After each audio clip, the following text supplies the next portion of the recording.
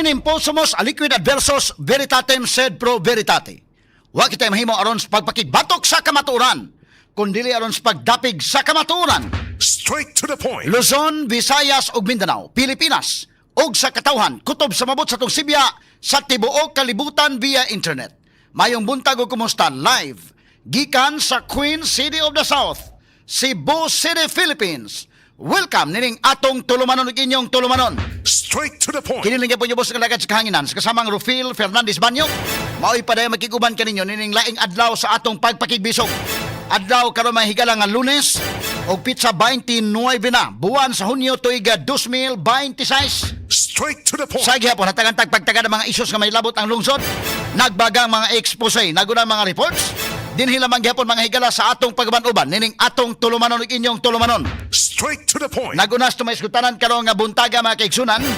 Ang Pag-asa nagmonitor karon sa low pressure area nga naa sulod sa Philippine Area of Responsibility. Straight to the point. Nahimutang kini 495 kilometros sa silangan nga Surigao City o ga Surigao del Norte. Doon na kini medium chance nga mahimong tropical depression sa mosunod nga 24 oras. Straight to the point. Mupauwan usab kini sa Visayas o inguman sa Bicol region. Straight to the point. Katarig pagtagad do butaga mga higala sa atong pagbanuban nining atong tulumanon inyong tulumanon. Straight to the point. Kini hinong bagyo mga kigalaan o kini mga low pressure area.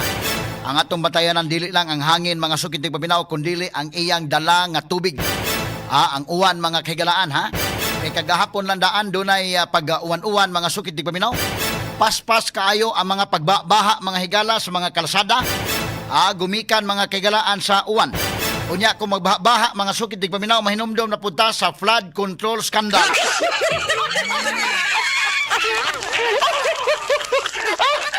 Ato lang yagi katawa-katawa pero natural kana mahigala nga reminders nato nga katong uban mahigala magpakalimot-kalimot lang.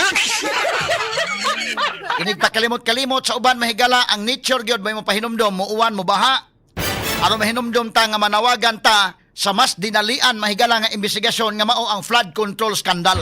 Straight to the Mao point. na akong giingon sa diha mga higala nga si Cayetano, ang Cayetano Black mo'y nagda sa leadership sa Senado. Ang kinini ang mag-imbestigar na sa Blue Ribbon Committee mga sukitig paminaw sa flood control. Gilawgaw nila ni anang adlaw sa wa pa mahigalang schedule sa investigation. Straight to the point. June 3 gibalik og kuha ang liderato mga higala. Although sa legal nga aspect mga sukitig paminaw sa Cayetano gyud apan gilawgaw nila nga malibog ang mga tao kinsa na ba'y legitimate leader sa Senate, si Cayetano ba or si Gatchalian ba? At that time kapag kaugma niya to Blue Ribbon Committee hearing man. Straight to the point. So gilawgaw nga di na mao ng Blue Ribbon Committee hearing, di na mao illegitimate. Naghimo po silang ilang kaugalingon nga Blue Ribbon Committee hearing. Straight to the point. Nga karon nga ni ana gyud wa na ilibog, sila na gyud may legitimate, ang Gatchalian Black na gyud mao na gyud. Ang kang Tulfo mga higala nga Blue Ribbon Committee mao na gyud ang legitimate, wa na gilibog. Sa una sa kaduha-duhaan pa kinsa magitinuod kang Tulfo o kang Pia Cayetano nga pulos dunay legal basis mahigala. Although mas ligon ang basis ni Cayetano kay gikan gyud sa konstitusyon samtang ang kang Gatchalian gikan sa Abilino case. Pero grabing sinikhanay og matod pa mahigala ni Erwin Tulfo kwilyuhan niya. Mangwilyo pa mga sukitig paminaw karon wa na kay angay kwilyuhan. Straight to the Kay point. ang Gatchalian Black mao na gyud ang legitimate nga liderato sa Senado. Ang Blue Ribbon Committee nga ang chairman Migras Erwin Tulfo mo na gyud ang legitimate nga Blue Ribbon Committee. Karon nga ni ana gyud naklaro na mao na gyud legitimate, wa na gyud hino schedule sa hearing sa flood control. So wa matingala ang mga tao ana. Wa matingala ang mga tao anang kalakiha. Nga ni ana gyud gusto maka ninyo kamo kay muda sa Blue Ribbon. Dahil Blue Ribbon Committee mahigala nga ang chairperson si Pia Cayetano giilog man gyud. Although wa mailog under sa balaod mga higala pero gipatuo man gila nga sila mo legitimate. O karon di na kinahanglan patuo kamo na legitimate. Nyahay namang investigation flood control. Nganong wa may schedule bisag schedule lang sa pagkakaron nga uta na schedule lang nga karon kuan sunod semana magpadayon ta sa flood control scandal hearing wa gyud. Kabantay mo so diha nimo makita mahigala nga dunay hinanggaw mga sukitig paminaw ning tanan. Straight to the point. Katanig pagtagad lubutaga sa atong pamanuban ining atong tulumanon inyong tulumanon. Straight to the Ang point. katawhan nag-take note ining maong mga insidente, mahimo mahigala nga puyok-puyokon ang mga tao sa pipila lang kahigayon apan dili mahimo nga tuyok-tuyokon ang mga tao sa tanang panahon. Straight to the point. Katanig pagtagad lubutaga sa atong pamanuban usab nining atong tulumanon inyong tulumanon. Straight to the point. Samtang bayranan sa kuryente alang sa mga konsumidor sa Visayan Electric musaka ni ining buwan sa Hunyo. Straight to the point. Subay kini sa nihit nga supply sa kuryente hinungdan nga napugos ang power distributor sa pagkuha og mas mahal nga tinubdan. Straight to the point. Katanig pagtagad lubutaga mga higalasab sa atong pagmanuban ining atong tulumanon inyong tulumanon. Straight to the point. Samtang sa laing bahin Vice Mayor Tomas Osmeña supak sa gisugyot nga usbon ang ruta sa Cebu Bus Rapid Transit kon CBRT. Straight to the point. O matod pa mga sukid tigpaminaw gikan sa orihinal nga Bulacau ngadto sa Talamban, dunay sugyot karon nga i-realign gikan sa SM Seaside sa SRP paingon na sa Ayala Center Cebu. Straight to the Apan point. matod pa ang Tomas Osmeña, supak siya sa orihinal nga plano labot ining BRT. Straight to the Pero point. kumusta naman ang BRT karon kadugay na mga katuigan mahigalahan to doon wa gyud taon. Nara kutob South Bus Terminal, kutob lasad mahigala di sa unahan. Paita mga higala ang projika. Straight to the point. Wa pa gyud mga higala intaoy ni serve nga kuan, ha? Wa pa gyud mas ka-serve sa iyang tinuod nga purpose mga sukit ti Paminos dugay ang katuigan. Mo na makaingon kagrabihan Pilipino. Dili Filipino as a whole ha, kini mga politiko nagpa-implement sa mga projects. Grabiha ka pinulpul mga sukit ti Paminaw. Straight to the point. Kita mo mga projects sa gawa sa nasod, paspas og naagyod makita gyud og kining project sa private sector, paspas pa. Pero ani may galang project sa gobyerno, Jesus Ginoo ko. Straight to the Ato point. ni tagag pagtagad doon mahigala. Tanang POJ gipaagi sa BRT lane. Ang mga pribadong sakyanan gawa sa BRT lane. Kani adto maingon nga magbutang o BRT lane designated for BRT karon giipo na tanan mahigala hasta ang mga POJ unsa naman ang kalakiha, ha?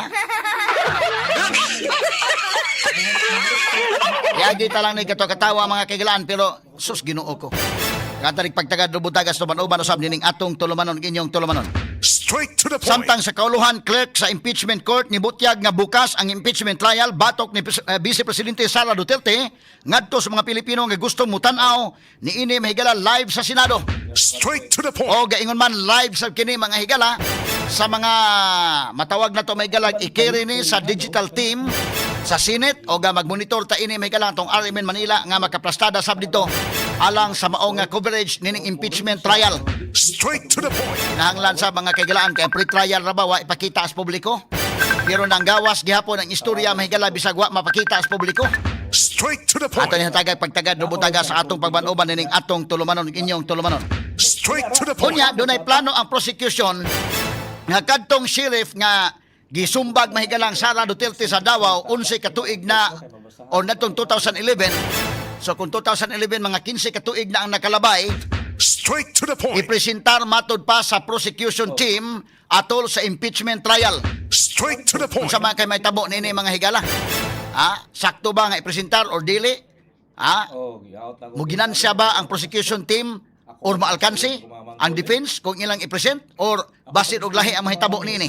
Straight to the Ato point. i-discuss ni karon mahigala katong sheriff mga sukit di Paminaw nga matod pa gisumbag ni Sara Duterte 15 ka tuig na ang nakalabay. Straight to the point. Apil pa ba sa impeachment na mga sukit di Paminaw mayor pa si Sara atong panahon na? Ato niya tagag pagtagad lubutaga sa ato pamanuban usab nining atong tulumanon inyong tulumanon. Straight to the point. Samtang sa dugang bahin mahigala White Ribbon March nanawagan og accountability sa mga nalambigit sa flood control issue o pagtapos sa korupsyon dinhi sa nasod.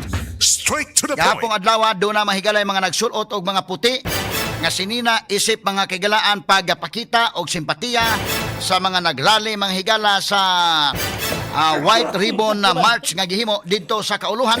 Straight to the O point. dinhi sa ato mga kagilaan nitubag sad sa panawagan ni Bishop Abitoy nga nagsulot lang og mga puti agi mahigala og simbolo sa pakigsimpatiya sa Blue Ribbon March mga sukid di Paminaw. Straight to the point. Samtang sa abroad pagbawas-bawas og airstrike sa Amerika ug Iran niagi nga weekend nahimong dakong pagsuway karon manghigala sa inisyal nga kasabutan sa duha ka mga nasod nga hunungon ang gira atol sa 60 ka adlaw nga technical negotiations. Straight Straight to the Kini point. guban pang mga iskutanan niya mabati, exclusive over DYHP RMN Cebu. 612 sa dial sa inyong mga radyo sa 93.9 IFM. Yo! Sugbo! Andam na ba mo? Alas 6 sa buntag, sugod na ang programa. Kini ang tingog ngayon.